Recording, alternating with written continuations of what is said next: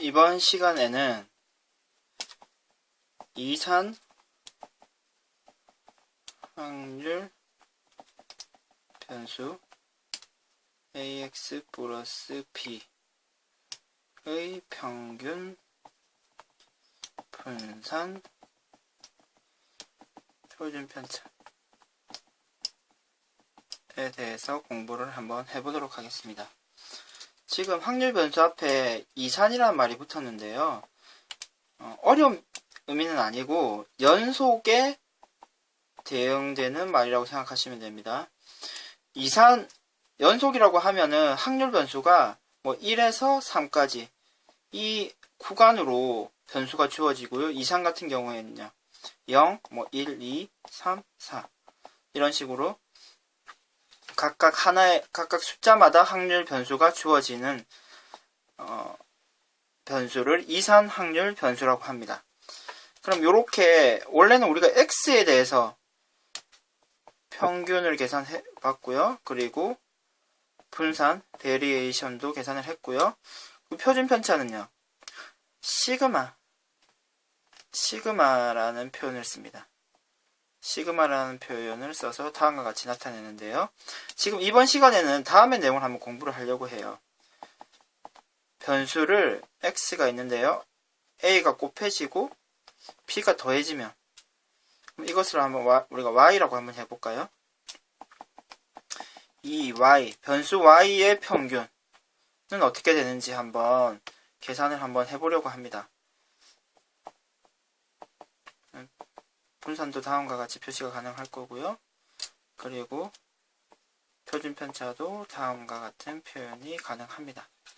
그러면 이와 같은 경우는 각각을 또 y 변수 ax 플러스 b를 따로 계산을 할 필요 없이 ex를 이용해서 계산을 할 수가 있습니다. 그럼 우리가 한번 직관적으로 한번 이 내용을 한번 이해를 한번 해보도록 합시다.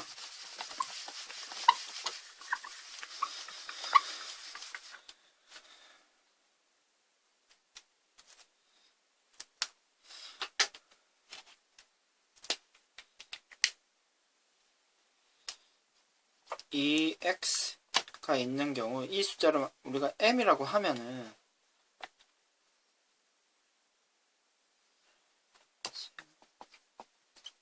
ax는 어떻게 될까요? 이게 어떤 의미냐면은 만약에 모든 학생들이 수학 점수를 10점을 받았다고 하면 평균이 10이 되겠죠. m이요. 근데 모든 변수들을 곱하기를 해주는 겁니다. 곱하기 만약에 2를 해줬다면요. 뭐 다 20점이 되겠죠? 그리고 평균도 20점이 될 것입니다. 결국 곱하기 2를 해주면 되는 거죠. 따라서 이와 같이 ax라는 변수의 평균은 am이 될 것입니다. 그럼 더해주는 경우는 어떨까요? 뭐 사람들이 모두 다 150cm였으면 평균이 150일 텐데 만약에 10씩을 모두 다 키를 키워주면은 평균이 160이 되는 거죠. 괜찮습니까? 따라서 이와 같은 평균은요. 그러면은 이 x 플러스 b의 평균은 m 플러스 b가 될 것입니다. 그럼 함께 우리가 확인을 해보면 확률 변수 ax 플러스 b의 평균은요. 원래 평균에서 a를 곱하고 b를 더해주면 됩니다. 직관적으로 이해하는데 큰 어려움은 없으시죠? 그러면 분산도 한번 확인을 해봅시다. 표준 편차 ax 플러스 b의 특징에 대해서 한번 이제 확인을 해보려고 하는데요. 시그마 x를 s라고 한번 해볼까요? 그러면 변수 x 플러스 b의 시그마는 어떻게 될까요? 표준 편차는요. 표준 편차는 퍼져 있는 정도인데요. 퍼져 있는 정도인데 모든 변수들을 똑같은 숫자를 더해주면요.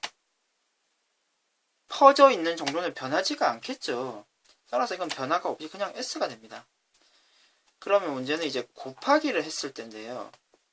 곱하기를 하면 어떻게 될까요? 우리가 수치를 하나씩 한번 하면서 한번 구체적으로 한번 확인을 한번 해봅시다. 1, 3, 2. 그럼 평균이 바로 확인할 수 있죠. 평균이 2가 되고요. 평균이 2가 되고 그때 퍼져 있는 정도는요. 퍼짐 정도. 지금 평균 2를 기준으로 했을 때 한 칸씩 크고 작고 한 거죠. 그럼 우리가 지금 곱하기 한번 2를 한번 해봅시다. 곱하기 2를 하면요. 2가 되고요. 6이 되고요. 4가 됩니다. 그럼 평균은 4가 되겠죠. 퍼져 있는 퍼짐 정도는 어떻게 됩니까? 지금 평균 4를 기준으로 봤을 때 두 칸이 퍼지네요. 두 칸이 퍼집니다.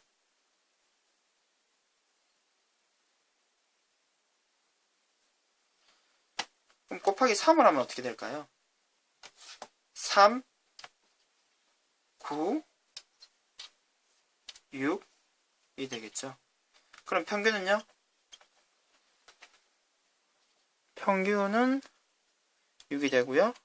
퍼짐 정도는요?